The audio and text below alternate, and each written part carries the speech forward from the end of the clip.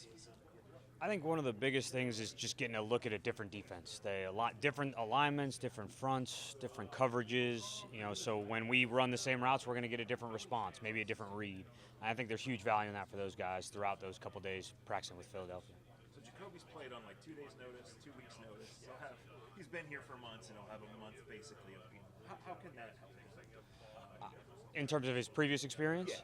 Yeah, I mean, that's something he does such a great job of learning from every rep and every meeting. So I imagine that his experience when he wasn't in this building of having to do that has prepared him for every opportunity, whether it's a month notice, a day's notice, as you kind of said. So he does such a great job of understanding the game, visualizing the game, has had so much experience in the game. So certainly I think he takes that with him in this role as he's joined this team and been a positive member of it. As a group, what's the biggest area they've improved in since you guys got on the field 4 or 5 weeks ago? Yeah, I think the biggest thing, other than just getting a feel for the guys, throwing routes, a lot of that RVA type stuff, is the language and the new offense of getting in and out of the huddle, getting the play calls, knowing where the motions are, using the cadence, so that they can focus on some of the other details rather than like, hey, what's the read? What formation are we in? And kind of those things. What's Jacoby like in that room?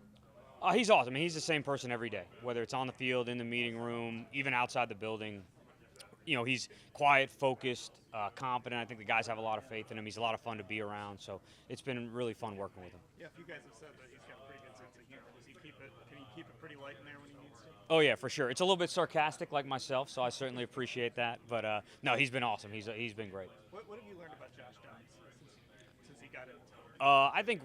I don't know if it's something I didn't know, but it's fun to see him go out and do it in a game experience. The athleticism, the confidence, the ability to operate the offense at a high level has certainly been something that I expected to see, but it's always great when you can confirm that with some evidence. So I think that's been really great. He takes the job really seriously. I think football means a lot to him. He works really hard at it. So certainly that's been fun over these last couple weeks. What have you learned about Jacoby over these last, several months that maybe you didn't know when he first arrived?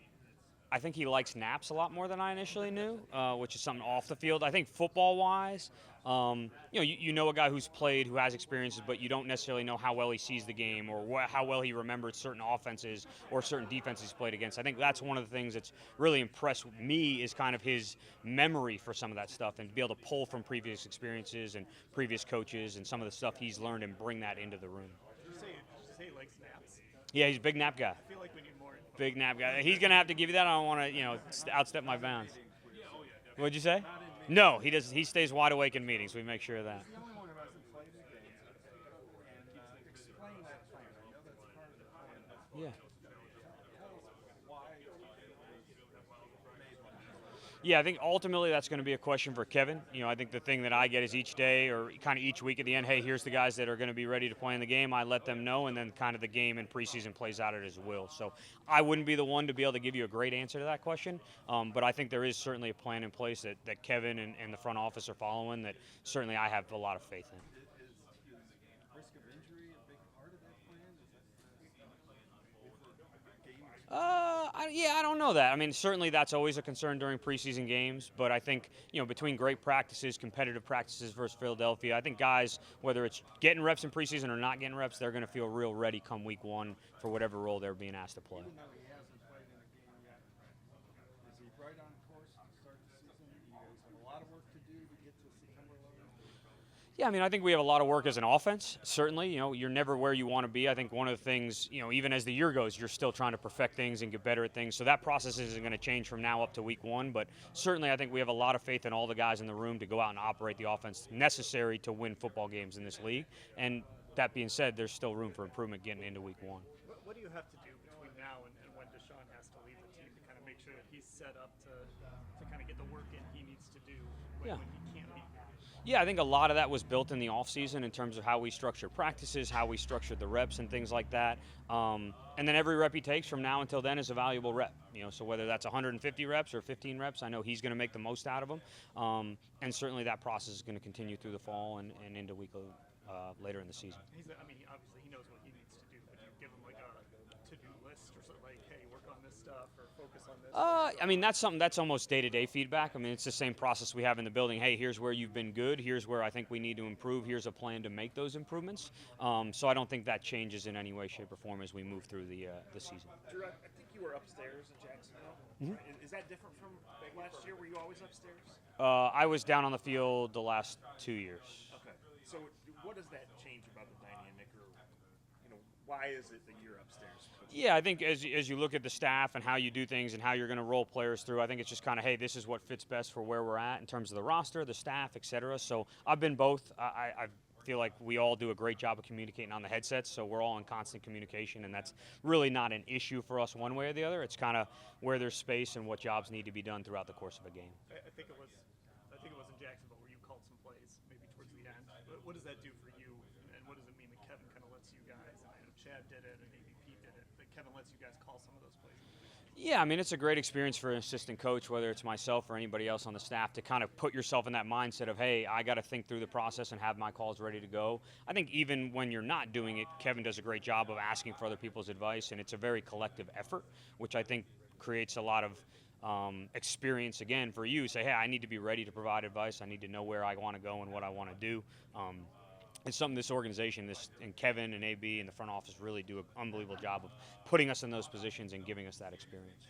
We don't always know where it's supposed to go or whatever, but I'm thinking of the one Philly game. Dobbs throws it, I think in the 2-minute drill, the belt, and it doesn't get caught.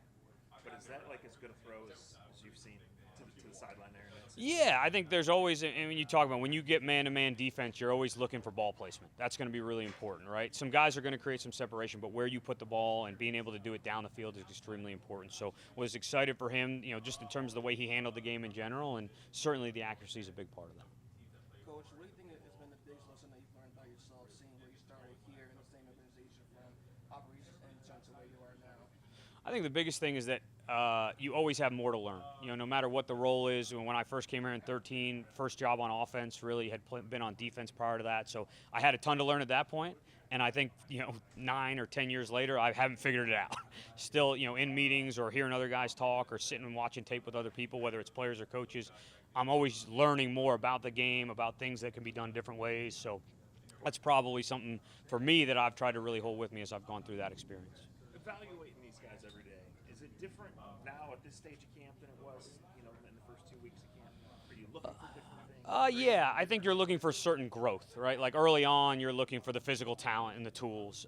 As you learn more of the offense and get closer to game week, I think you have a good feel for those, and now it's about functioning and operating and playing on game day. I think as the closer you get to week 1, the more the focus shifts to, all right, what is your role going to be on game day? I think that's a big part of the evaluation process. What are you looking for exactly? Because quarterbacks do many things on the field, but what are you specifically looking for in Saturday's game?